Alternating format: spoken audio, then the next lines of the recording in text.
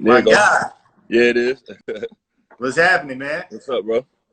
I'm good. I'm good, my brother. Welcome to the Making Plays Convo. And really, we just gonna be talking about all the plays that you was making before the pandemic started, what you doing now, All and right. what you plan on doing once it's all over. But I always like to ask, how are you and your people doing? Everybody good, man. Like I went I already had my son was here. My daughter got stuck out of town a little bit before all this shit happened. So I ended up waiting a little bit, see how it's gonna be. But I went and got her, so she here. Okay. So I got the kids and shit. So everything good, man. My parents straight. They like 10 minutes away from me, so everybody straight. You know what I'm saying? You still got people up in New York? How they doing? Yeah, like only my whole immediate family is in Atlanta. My Okay. brother, sister, mom, dad, all my cousins, aunts, and uncles and shit look under the couch. Yeah, yeah. All my they all they still all in New York, in the Bronx, Harlem, and shit like that. Yeah. Yeah. It's crazy up there. I still got some people up there as well, man. So. Yeah, I mean, It's everybody said they was good though. Like, ain't nobody tell me they was sick or nothing like that. They was just like, it's just still motion on the block and shit. Everything straight. Right. No doubt, man. Well, you was definitely making some plays like right before everything hit. I mean, you've always been making plays. Like I think we met back in 2012 or 2013, but you Yeah. was already doing your thing, working with everybody from like Waka, Future, Travis Hmm. Porter, K Camp, rest in peace, Dunk. I mean, the list goes on and on. But like right before stuff got crazy, you had that Four Seasons record that you put out on Valentine's Day. You Yep. know, that's doing well on Pandora. You did that Yep. vibe song with the homie Remarkable. I think y'all two had a good chemistry together, Yeah. music wise. TLC, that joint is doing numbers on Mhm. TikTok. And Yeah. then I was surprised, like, when I was listening to Voice the Five Nine's album, and I heard you on that Black Savage record, which I Yeah. thought was crazy too. So Yeah. you was making your moves, man. You was doing your thing. What else did you have popping off? I mean, right now, like I just been kind of like getting my motion back after like everybody know from like just getting out of my little situation. Not that I was in it for too long, but like just buying myself out of the deal I was in, and Mm-hmm. just now just kind of getting back to emotion of the what people know me for, and that's just putting out a lot of content, um, at not just a fast rate, but just quality and quantity. You know what I'm saying? So, and then me and Eric Bellinger, we went on tour. That shit was crazy in December. So Yeah. just coming home, like my goal for 2020 was, just to put out a lot of content, like just stay active, um, and just kind of like solidifying my lane and just kind of like I know people know me for the R&B shit and also for being able to rap with the best. You know Right. what I'm saying? And also just doing hooks and shit. Another one of my goals. I didn't really want to do a lot of writing for people. Like I Mm. don't really want to do that shit no more. Like I'm really into like, if you want my sound, like keep my shit on there. You know what I'm saying? Like I'll be featured. I'm not doing all that. Not that I ever was a ghostwriter like that. You know what I'm saying? I just always felt like the way the game is now, like uh, you know, and I see a lot of people with all the like, who's the good songwriters. Like I know all the great songwriters and shit. You know what I'm saying? Right. I'm at a point where I'm just like I don't even want no plaques no more. Like I don't did Mm. all that. Like I don't even want the point where it's like these are the best songwriters. No, it's like if I can't, I'm an artist. You know what I'm saying? I'm an artist first. So it's like if I can't do a song with that artist, then I don't even want to. I don't want to do no writing for them. You know what I'm saying? I'm Mm. done with all that shit. So that's kind of where I'm at now with the music shit. I'm just loving out. I'm able to come back and just put out the content at a rapid pace.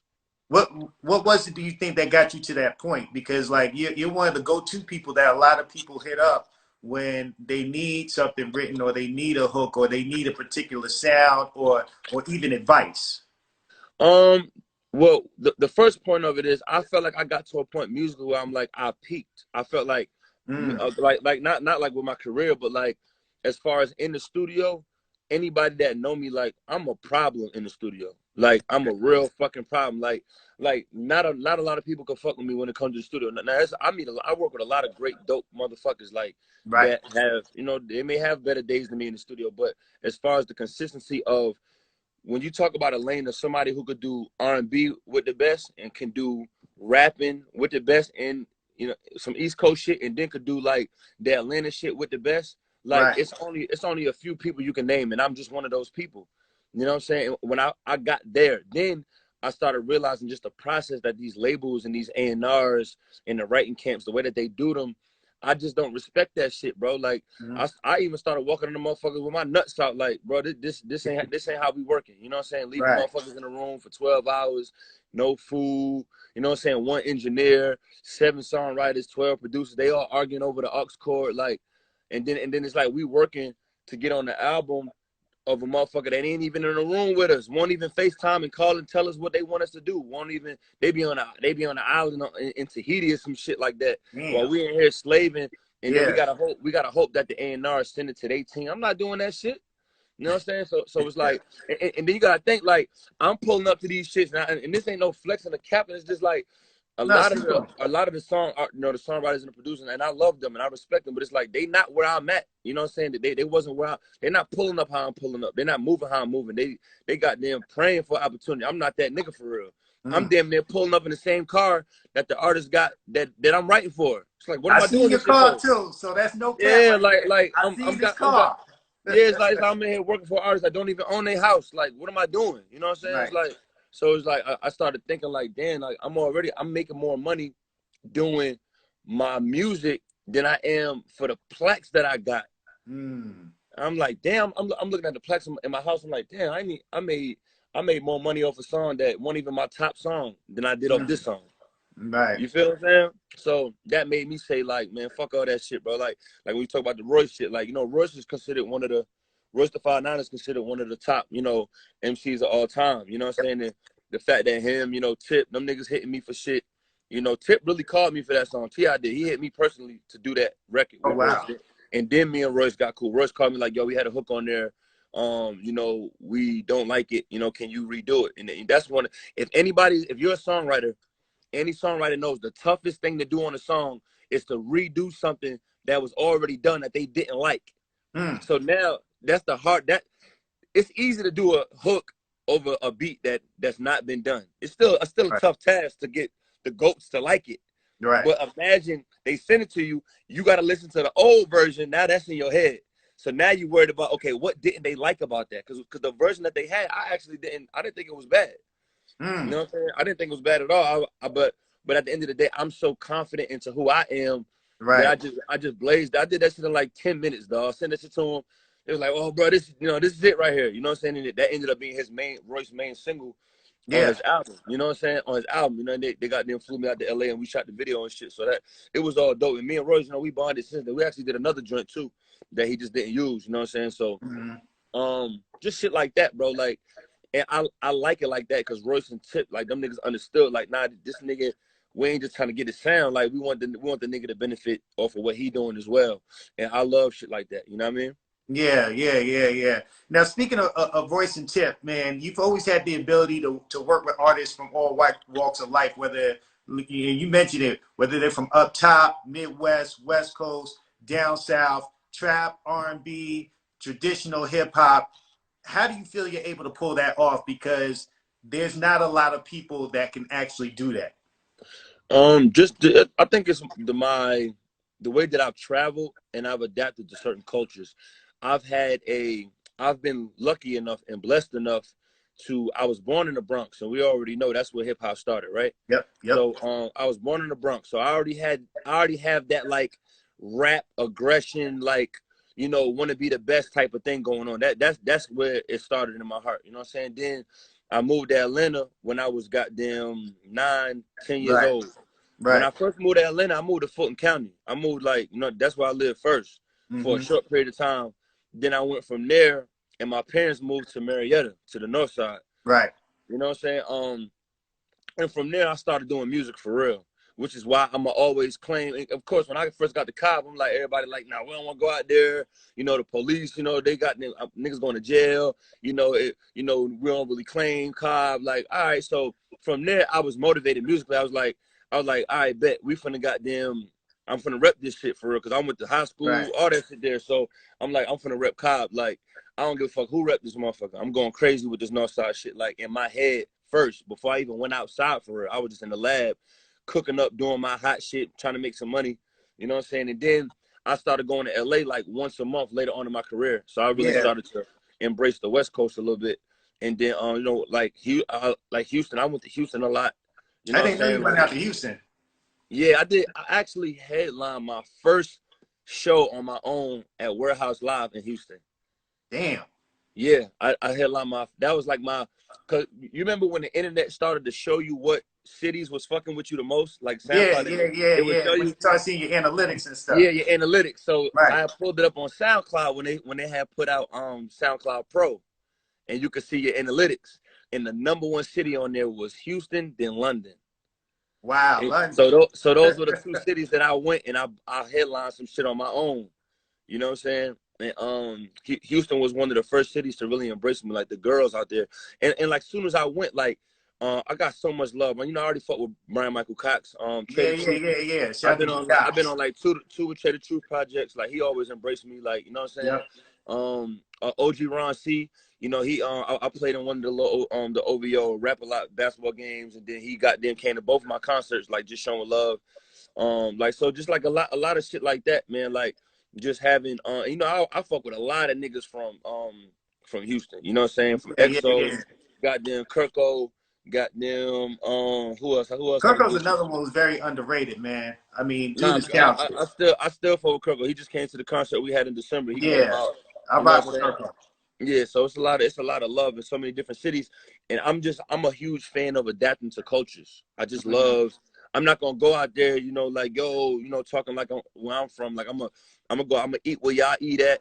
I'm gonna That's go to right. the hood. I'm gonna go to the hood and eat where y'all eat at. Like on tour when we went to Philly. Like I ain't gonna get a Philly cheesesteak from like the downtown. No, I went to the hood. I went to Yeah. where I you know what I'm saying? I put it on Instagram. I said I'm going to the hood. We was out there buying cologne for three for the $5 and Yeah, shit. Like yeah, yeah. You it already was know. crazy. Like you know what I'm saying? So I like doing it, and it ain't for no street cred shit. It's just I like to go and feel it, and I like to. So if a nigga say if I say yeah I went to Philly, and they said damn nigga where you went, and I could tell them, and they be like, okay, you really fucked with us. You know what I mean? Right, So right. just Yeah. shit like that.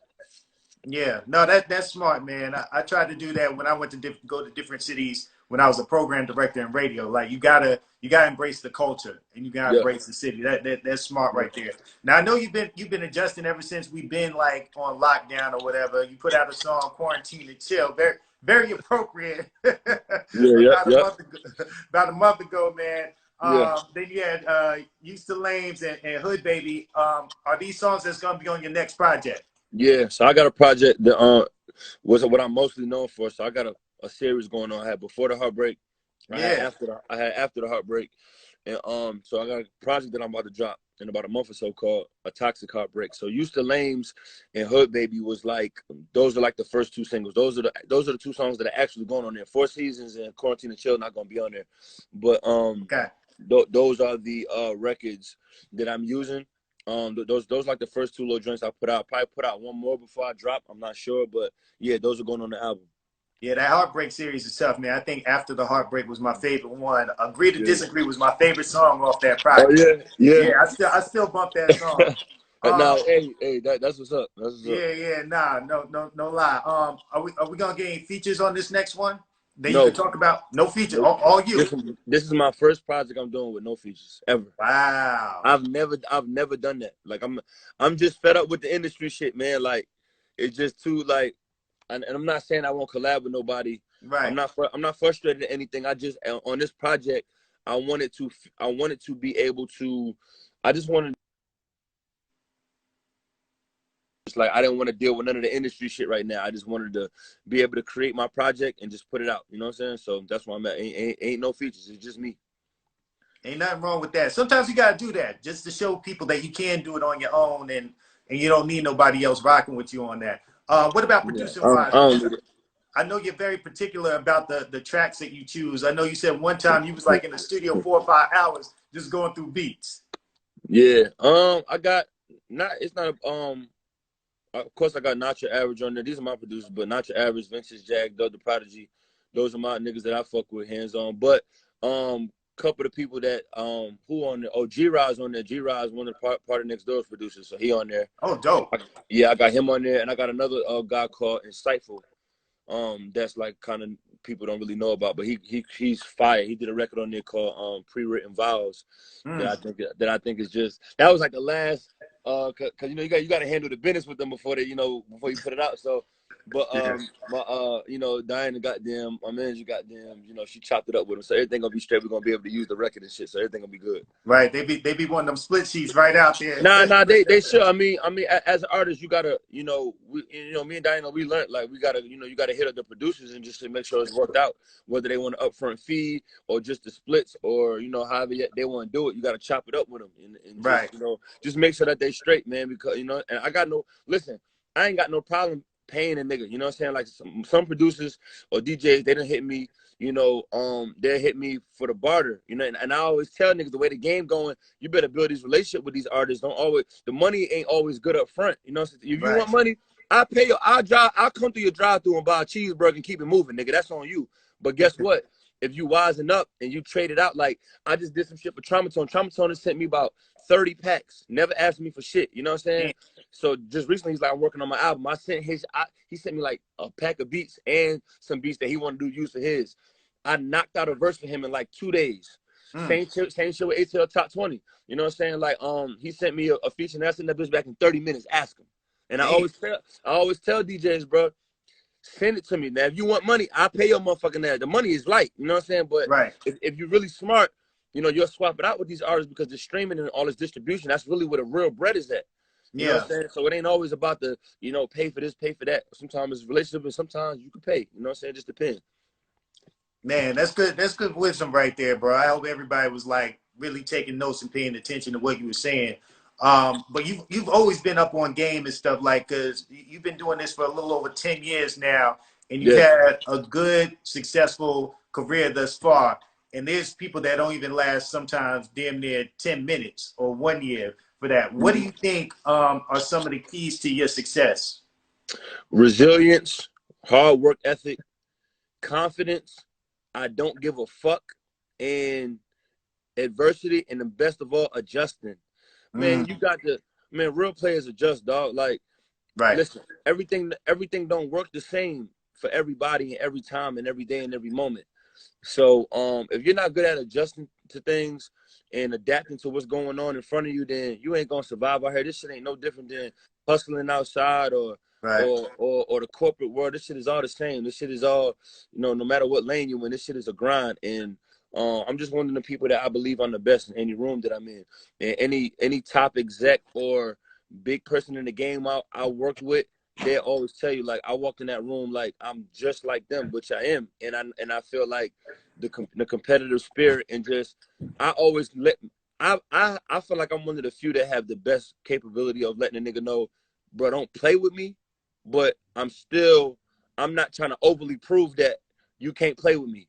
But I'm Right. still cool and my energy's so good until I feel like I'm rubbed the wrong way. You really won't see that other side of me for real because I'm really a good dude. Like I love good energy and Yeah. joking and playing and all that shit. Like I'm with all that. But when it comes to the business, like a lot of people know just don't, you know, I'm not really a nigga you could play with when it comes to the business. Like I'm gonna handle my shit properly as best as I can. You know what I'm saying? And a Yeah. lot of people they just make those mistakes in the game. Like they're willing to compromise their face card, you know, in the middle of doing business. And I'm just not one of them. You know what I'm saying? So I think that's what keeps me afloat. I've done so much good business with everybody, bro. Like it Yeah. just that's really what keeps it going. You know what I'm saying? Right. So, you know, that shit works. You talked about adjusting too. Obviously, with this pandemic, a lot of artists are having to adjust, and even moving forward, they're not talking. They're talking about like festivals and those big shows not coming back till fall of 2021 because until we get a vaccine, they're not going to really allow large groups of people together. And obviously, you know, that's how a lot of artists get their monies from these shows. So how do you think like artists are going to have to adjust moving forward for the next like year or two? Adapt to the digital shit. Look what Erica Badu just did. She just did a live concert and charged like $100 to get on it. Like my nigga, adjust. All this shit is adjustment. It's crazy because it's kind of once this shit has happened and you kind of see who's really good at adjusting and grinding. Once this shit unhappens, you're gonna be on 20. You might not even want to do a concert because you might be like, I made this shit at the house. I don't know. Who knows, man? Like I just feel like it's like even with the girls, like all the girls that was dancing and stripping and shit, like now they making all this money on OnlyFans. Like I'm not saying, you know, go let your daughter do it or nothing like that, but I mean shit, it's kind of better. Now these weird ass niggas ain't gotta touch you. You ain't Yep. gotta go to the strip club and get disrespected. You ain't gotta get money thrown. You ain't gotta pick money up off the floor. You know, it's like the digital shit, bro. This shit crazy. You know what I'm saying? It's like it's so much. To me, it's better. Like I like it like this. You know what I'm saying? Like I Mm-hmm. like feeling like I ain't really gotta go outside for real, cause I could be around my family more. And I mean, you know, I like it. I'm not saying you need to stay like this forever, but Right. people just gotta adjust, man, and just, you know, switch it up, man. Everything ain't gonna work the same. Nah, yo, that's facts right there, bro. I gotta ask you about your merch brand that you popped off, man, and how you came up with the concept. Uh, have you been through your whole phase yet? Is the name of the brand and stuff. How'd you come up with that? Because Yeah. like when I saw that, bro, I was tripping out. I mean, on my "Used to Lame" song, I had said that line, and a lot of girls was like responding to it in the comments, Yeah. and I was just like, it'd be dope to just do a shirt for, because I'm actually coming out with more merch when my album come out, like the real heartbreak merch. Mm-hmm. But now me and Diana was just coming up with some stuff, like some of the lines and stuff. I think I'm about to do a shirt for the TLC shit, just because of that line is still going on. Should. That she knows she bad, but what's new? But it's like just kind of catching phrases and shit, keeping it merch active, so that people can know that you always got something. Somebody came up with something this week. Like, you know, people not Yeah. gonna check for you if they feel like you ain't really dropping. They're not gonna check if they feel like, damn, this nigga put out a lot. He had to have dropped something. Let me check. So Right. it's just about being active with what's going on and trying different things. You know what I'm saying? It works.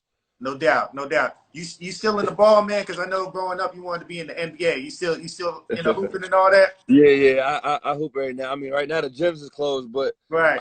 I hoop like every now and then. Anybody that know me in Cobb, like, no, I be at LA Fitness, goddamn, did trying to you go crazy. did you watch the ESPN special, The Last Dance? Yeah, I know it's a lot. Listen, the way that they do shit now with like the 12 episode, that shit be killing me, bro. It's like I was recording while it was on, but I think they only showed the shit about Jordan that I already knew. Right. So I'm waiting for some of that shit that niggas didn't know about, like us, like because Yeah. the younger crowd, they don't really know They don't about really MJ, know. so Right. they need to watch the whole thing. But I peeked through some of it, but I already knew Scottie Pippen was underpaid. I Right. knew Jordan got cut in high school. I knew he Yeah. went to UNC. I know he didn't get drafted out of high school. I knew all of that shit for real. You know what I'm saying?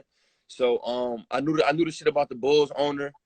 I had already did a lot of my research on MJ before, but I'm waiting for some of that, like, you know, that Like when he shit. fights Steve Kerr or something like Yes, that. Yeah. like because I'm hearing that there was footage. Yeah. That's what I'm, I I'm, heard he- too. I'm hearing that there's footage. They were being followed with footage in them Bulls days, like Right. even in practice. So I know that shit is on camera. Yeah, yeah, So yeah, yeah. I'm hoping they show some of that too. I heard I'm waiting for some of that. he fought Bill Cartwright or something like that too, He man. fought like 7 niggas, dog.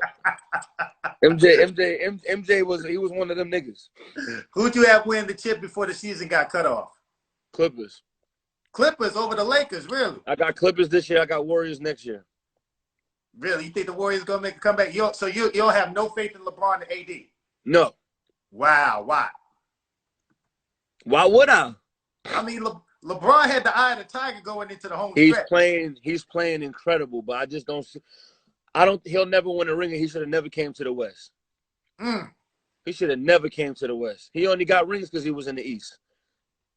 that's a strong statement, bro. Bro, you watch the NBA. The, I the watch. last time, the I watch. last Yo, time, he the had last that time the eye. East was the last time the East was like crazy was the Knicks, the Bulls. You know, back in them Yeah, days, yeah, yeah. Knicks, Bulls, Magic. But the East been trash for almost 20 years, dog. They've been trash.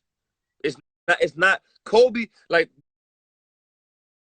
this is what people don't understand. Kobe had to get to the finals playing through a bunch of wolves, He bro. did. He He did. didn't have no easy. He never had no easy route. And I'm not saying LeBron didn't work hard to do his thing. I'm not surprised he didn't even make it to the playoffs last year. I Yeah, don't but think. I I mean, don't think he's gonna he win. got hurt though. But you still never know what Man, happened Steph in the Curry went to finals, three though. finals hurt though. Huh? Steph Curry went to three finals with a injured ankle. He did. He Kobe did. went But to a finals with a broken shooting finger. they lost. They lost when he was hurt He too. won some. He lost some. I Yeah. think LeBron gonna go to the conference. I think Houston was gonna beat him. You think Houston? I do. Houston don't got nobody over like 6'5" right now, bro. They Yeah, couldn't but get a yeah, big guy if their life but depended them on niggas, them niggas, I mean, I put money. I had put money that the Clippers was gonna beat the Lakers in the conference finals. it. Wow. Well, I don't see them winning. hopefully they talking about like they might resume the season over the summer without any Yeah, fans. but So it ain't gonna be no 7 game series. They say I heard that. nah, they can't do that, man. That's gonna be hard for them to come back. They gotta like at least get some warm up games before they come back because they Yeah, can't go yeah. straight into the playoffs. Everybody be hurt. But see, to me, that's what's fucked up for LeBron is like he played so good this year, and he's late in his career, so it's like, damn, I don't have time to be performing like this and not going to a playoffs, nigga. Like Yeah. I just don't have time to be doing that, my nigga. Like y'all got to figure something out. He can't just be restarting years at this age. You know what I mean? Nah, that's real, And man. if they do, that's gonna be lucky for the Warriors because the Warriors is coming back next year healthy. Then they bench trash, but they about to get a top pick. So they Yeah. gonna I think they're gonna trade that top pick for another star and 2 bench niggas. That's what I think. I don't think they want no more young because all the young niggas is trash. They are, man. I'm still riding with my bum ass Knicks and just hoping a miracle comes out of nowhere or something like that. But Man. you know, being from New York, man, I was born and raised in Harlem. I'm still gonna ride with my Yeah. Knicks through thick and thin. You know what I mean? I I'm don't still know, man. I ain't rooted for the Knicks since Charlie Ward, Chris Childs, Spreewell, Larry Johnson, Charles Oakley, Patrick Ewing. You know, I know the lineup. yeah, I Kurt know. Thomas. Like nigga, when Larry Johnson hit the three off the glass versus the Pacers, I'm a real Knicks fan, but Yeah. I'm not rooting for them niggas till they get right, dog. I'm not doing that shit. I mean they that's their owner's fault. He got to sell the team. That's the only Yeah, reason he gonna get right. I don't fuck with that nigga, man. That nigga tripping. Yeah, yeah, man. Well, I'm gonna get Yeah. you out of here on this, man. These are my quarantine questions, man. So, what's the best thing you've watched on TV since we've been on lockdown? The best thing, movie and shows included. Movie and shows or whatever. Yeah, it could be an old series, something new. Don't matter. Um, the best thing that I haven't seen before, right? Yeah. Yo, I just fucking watched Mystic River. That shit was dope as hell. Really? What was that Yeah. about? I gotta check that out. You ever see Mystic River? Uh-uh. That shit won a fucking Oscar, bro. It For real? yeah, it got Sean Penn, Okay. Kevin Bacon, homie from Shawshank Redemption, the white boy. What's his name? Matt Damon? The white boy No. from The other guy, I know who you're talking about. Tim Allen. Tim Allen. Yeah. And it had one more damn, who else was in that motherfucker? It had a bunch of like top actors, but it's based out of Boston though. Dope ass movie about a kid that was kidnapped and shit, came back acting a little crazy and shit. But that shit was fire. Like, but Okay. you know, all the movies based in Boston was dope. So I'm gonna say Mystic River. It's on Netflix right now. I watched that shit top to bottom. That shit was dope. Mystic Yeah, River. Yeah. Tim Robbins. Tim That's the name. Robbins. Tim Yeah, Robbins. yeah. Thank you for whoever put that in the Yeah, comments. Tim Robbins. Have you tried cooking any new foods? Uh, anything new? Nah, I ain't cooked nothing new. I be making the same shit. I'm good at what I make. What's your specialty I, dish? uh, tacos, pasta. But I'm really good at barbecuing. I barbecued yesterday. Okay, that's what's up, Yeah, man. Ain't nothing yeah, wrong with that. yeah, What, yeah. what's the first thing? What's the first thing you're gonna do once all this is over? I mean, I'm not going out, even though the governor said we could go out tomorrow. I'm good. I'm gonna wait a couple weeks. But what's the first thing you're gonna do? The first thing I'm gonna do, probably put together my listening party for the toxic heartbreak. Okay. I'll probably put that together. No, really, before even that, my son's birthday was on March 21st when all this shit just hit. So I'm gonna throw him a party. I'm gonna throw him a surprise because we always do something big for his birthday, but we wasn't able to. We just did the gifts. Right. So I think I'm gonna do a surprise party with all his friends and shit. Let him come out because he ain't really get to enjoy it. You know what I'm saying? The way it was supposed to. We had to sit in the house and he just didn't understand it at the time. You know what I'm saying? Yeah. I think I'm gonna do a party for my son first. That's what's up, man. And I mean, you kind of already said this, but like, what advice would you give to just people in general? I mean, you talked about the advice for artists, but just people in general at this time, because a lot of people are in fear. There's a lot of information going around. We don't know what to believe, who to believe, or what's next. What advice would you give to people in general during this time? I mean, if I'm speaking for me, I'm not telling nobody what to do, but me, I like to I'm not that deep of a person, you know what I'm saying? I'm not Right. all deep thinking. I don't search history. I'm not gonna try to dig into what the government. I'm never gonna say what the government is doing or not doing because they can finesse us 1,000 ways, and I'm not into battling something I can't beat. You know what I'm saying? Especially as I'm living under they roof. We can't never forget that we're in America, my nigga. Like if this shit's such a creepy, sneaky, slimy place, go somewhere else. So me, I like to just best advice I can say is just, you know, work hard, grind it out. You know, stay around good people and take care of your family, bro, and just, you know, perfect your craft and Yeah. put. I always tell people this, man. Put as much things in your home that can complement your gift as possible. I Mm. always had a studio in my crib. Now, everybody not an artist. There's always whatever you do. I feel like you should be able to do it at home. You know what I'm saying? You should Yeah. be able to do something in your crib, bro, because when all this shit, when they do this shit again and all this shit happen again like this, man, you're gonna need to do something in your crib to be able to benefit and feed your family, bro. You know what I'm saying? So, Yeah. man, just keep working on your craft, stay around good folks, limit your friends, take care of your family, bro. Like keep your ideas fresh, don't overthink it, make a decision. You know, overthinking is a curse if you don't conclude to anything. You know, there's nothing wrong with overthinking, but if you don't make a decision, you know what I'm saying, you're gonna loop yourself and you're gonna fail. You know what I'm saying? So, you know, just keep it going, man. Bro, that's solid advice right there, man. I appreciate your time, my brother. Stay Yes, sir. safe. Once all this is over, we definitely gotta get up and let me know when that release party is, because I'm gonna pull I up. got you. I got you. You know I'm gonna keep you posted, bro. You need anything, hit my line. It's getting done. Of course, man. Likewise. All right, J1. Be Peace out, easy, bro. brother. My dog.